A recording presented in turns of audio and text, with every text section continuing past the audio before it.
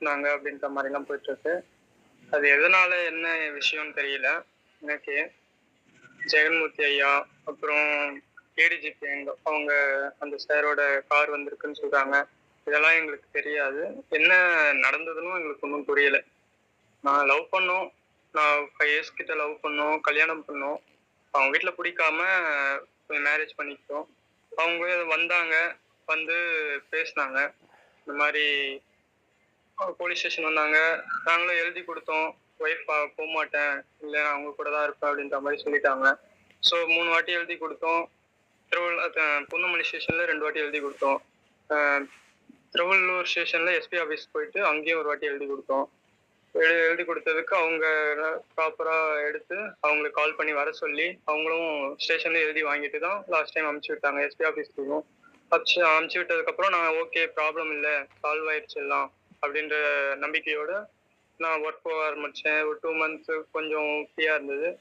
அதுக்குள்ள திடீர்னு இந்த மாதிரி சம்பவம்னு சொன்னாங்க. அதனால தான் நான் இந்த வீட்டுக்கே வந்திருக்கேன். அதுக்கு முன்னாடி வேற இடத்துல தான் இருந்தேன். இப்ப நீங்க கல்யாணம் பண்ணிட்டு நீங்க வெளிநாடு எதனா போனீங்களா? இல்ல, வெளிநாடுலாம் எங்கேயும் போகல. எப்ப கல்யாணம் பண்ணீங்க? கல்யாணம் பண்ணது 15ஆம் தேதி 4 ஏப்ரல் மந்த் பண்ணோம். இப்ப அதுக்கப்புறமா இப்ப உங்க தம்பி கடத்தினாங்கன்றது சம்பவம் உண்மையா?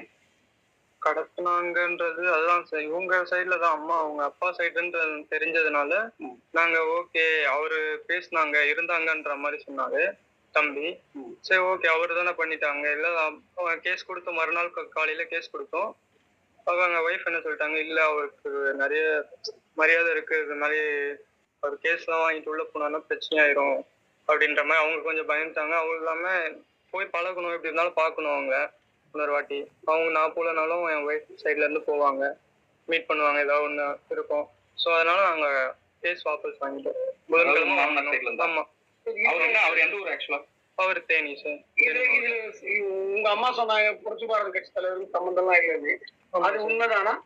ஆமா சார், எங்க சைட்ல இருந்து அது அவரு எனக்கும் கால் பண்ணவும் இல்லை, அவருக்கு நான் பேசவும் இல்லை. அவரு தலைவர் அவர் மேல இந்த மாதிரி ஆமா என் பிரச்சனையில சம்மந்தம் இல்லை. எதனால இழுக்கிறாங்கன்னு எனக்கு புரியல. எங்க சைட்ல இருந்து எந்த ஒரு பிரச்சனையும் இல்லை. நாங்களும் எழுதி கொடுக்கல. 4 இயர்ஸா இவங்களை எனக்கு தெரியும். நாங்கள் 5 இயர்ஸாக லவ் பண்ணிட்டு இருந்தோம். 1 இயராக ஃப்ரெண்ட்ஸாகவும் இருந்தோம். ஸோ வந்துட்டு வீட்டில் தெரிஞ்சிச்சு அப்படின்றனால நான் கல்யாணம் பண்ணிக்கிட்டேன். இப்போ வந்துட்டு 3 தடவை ஸ்டேட்மெண்ட் கேட்டாங்க. வீட்டிலேருந்து வந்து ஸ்டேட்மெண்ட் கேட்டாங்க போலீஸ் ஸ்டேஷனில். 3 தடவை ஸ்டேட்மெண்ட்டும் எழுதி கொடுத்துட்டோம்.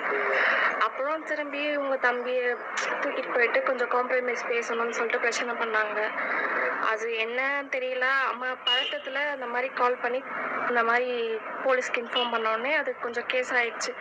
இப்போ வந்துட்டு சரி ஓகே அவங்க தான் தெரிஞ்சிருச்சு காம்ப்ரமைஸாக போகணும் அப்படின்னு சொல்லிட்டு. எங்கள் அப்பான்னு தெரிஞ்ச முன்னாடி காம்ப்ரமைஸாக போகணும்னு சொல்லிட்டு நாங்கள் கேஸ் வாபஸ் வாங்கிட்டோம். அதுக்கப்புறம் யாரோ இந்த மாதிரி ஏடிஜிபியோட கார் வந்து சொன்னாங்க. அதுக்கப்புறம் ஜெகன்மூர்த்தி ஐயா பேர் சொன்னாங்க. அது வந்து எங்களுக்கு என்னன்னே புரியலை. ஏன் அவங்களாம் இதுக்குள்ளே இன்வால்வ் ஆனாங்க, எதனால் அவங்க பேர்லாம் வருது, எங்களோட கேஸ்னால ஏன் அவங்க பேர்லாம் வருதுன்னு சொல்லிட்டு எங்களுக்கு சுத்தமாக இது வரைக்கும் புரியவே இல்லை. எங்களுக்கு வந்துட்டு எந்த ப்ராப்ளமும் இல்லாமல் எங்களை நிம்மதியாக விட்டாங்க அப்படின்னா நாங்கள் எங்களோட ஃப்யூச்சர் அடுத்து நான் இப்போ படிக்கணும் அப்படின்னு நினச்சா நான் படிப்பேன், ஒர்க் போகணும்னு நினச்சா நான் என்னோட பேக் ஜாப் வச்சு ஒர்க் போவேன். ஸோ எங்களை நிம்மதியாக விட்டால் மட்டும் போதும் அப்படின்னு சொல்லிட்டு நாங்கள் இல்லை என்ன எதுவும் மிரட்டலை. காம்ப்ரமைஸ் பேசுறதுக்கு தான் கூப்பிட்டுட்டே இருந்தாங்க. ஓகே இத்தனை தடவை வந்துடு வீட்டுக்கு வா அப்படின்னாங்க. நாங்கள் ஒரு ரிசப்ஷனாகவோ இல்லை திரும்பி மேரேஜ் எல்லாரையும் கூப்பிட்டோம் மேரேஜ் பண்ணுறோம் அப்படின்னு சொன்னாங்க. எல்லாருக்குமே ஓகே தான் சொன்னோம். அவங்க ஏன் திடீர்னு இப்படி இறங்கினாங்க, இந்த பையனை கூப்பிட்டு போய் எங்கே இருக்காங்க அப்படின்னு சொல்லி கேட்டாங்கன்னு எனக்கு இது வரைக்கும் தெரியும். இந்த தொடர்பு இந்த கேஸ் உங்க கேஸில் ஏடிஜி ஒரு கார் வந்ததாகவும் அவரு அந்த தம்பி கடத்தினதாகவும் ஜெகன்மூர்த்தி இன்வால்வ் ஆனதாகவும் கூறப்படுகிறது. இன்னைக்கு இந்த கேஸ் தான் இன்னைக்கு தமிழ்நாட்டிலேயே பெரிய கேஸாக போயிட்டு இருக்குது. எப்படி பார்க்குறீங்கம்மா? ஆனால் எங்களுக்கு என்ன இது வரைக்கும் புரியல. ஏன்னா இவங்க அந்த கார் வந்து இவங்களை கூட்டிகிட்டு போகிற போதெல்லாம் நாங்கள் இந்த இடத்துல இல்லை. நாங்கள் ஒர்க் ஓகே பிரச்சனை முடிஞ்சிச்சு, நம்ம இவருக்கு ஒர்க் அங்கே செட் ஆகிடுச்சு. சரி நம்ம அங்கேருந்து கொஞ்ச நாள் ஒர்க் பார்க்கலாம், சரி நாங்கள் ஸ்டடீஸ் கண்டினியூ பண்ணாலும் பண்ணுவேன், இல்லாட்டி 1 இயர் ஒர்க் போயிட்டு அப்புறமா கூட அதை நான் கண்டினியூ பண்ணலான்னு சொல்லிட்டு அந்த ஒரு பிளானில் தான் நாங்கள் இருந்தோம். திடீர்னு தான் எல்லா நியூஸும் போகிறது. இப்போ எங்களுக்கே தெரியாது. இப்போ நியூஸில் ஒவ்வொன்றா வர தான் எங்களுக்கே ஷாக்காக இருக்குது. என்னடா இது இப்படி இல்லாமல் நடந்திருக்கு அப்படின்னு சொல்லிட்டு. அந்த அரெஸ்ட் ஆனாங்கல்ல, வனராஜா உங்க தந்தை வச்சுங்க. மணிகண்டன் யாரு, கணேசன் யாரு, சரத்குமார் யாரு, மகேஸ்வரி யாருன்னு தெரியுமா உங்களுக்கு? இல்ல சரி. மகேஸ்வரி உங்களுக்கு ரிலேட்டிவ் இது கிடையாது? கணேசன் தெரியும். அவர் என்ன ரிலேட்டிவ் உங்களுக்கு? அவர் வந்துட்டு டாடி கிட்ட பார்ட்னரா இருந்தாரு. எனக்கோ சித்தப்பா, நான் அவரை வந்துட்டு சின்ன வயசுல இருந்து பாத்துட்டு இருக்கனால அவரை சித்தப்பா சித்தப்பான்னு சொல்லி கூப்பிடுவேன். அவர்னால எனக்கு அவர் தெரியும். இல்ல ஏடிஜி சாரோடைய லிங்க் உங்க உறவினர்ல யாரும் இருக்காம சொல்றாங்க, அது தெரியுமா? எனக்கு அது தெரியாது. சரி, இப்ப உங்களுக்கு என்ன தேவை? பாதுகாப்பு ஏதாவது வேண்டுமா? நீங்க எங்களுக்கு பாதுகாப்பு வந்துட்டு அது போலீஸ் தரப்புல அவங்க எங்களுக்கு மேல இருந்து உத்தரவு வந்திருக்கு, நாங்க தரோம் அப்படின்னு சொல்லியிருக்காங்க. அதுக்கு நாங்க வந்துட்டு எந்த இதுவும் பண்ண மாட்டோம். எங்களை வந்துட்டு இந்த பிரச்சனையில இருந்து எப்படியாச்சும் நாங்க வெளியே வந்து எங்களுக்கு ஒரு நார்மல் லைஃப் வேணும். எவ்வளவு நாள் நாங்க இந்த பிரச்சனையிலேயே உட்காந்துருக்கோம். 3 months ஆச்சு இந்த பிரச்சனையில தான் நாங்க உட்காந்துருக்கோம்.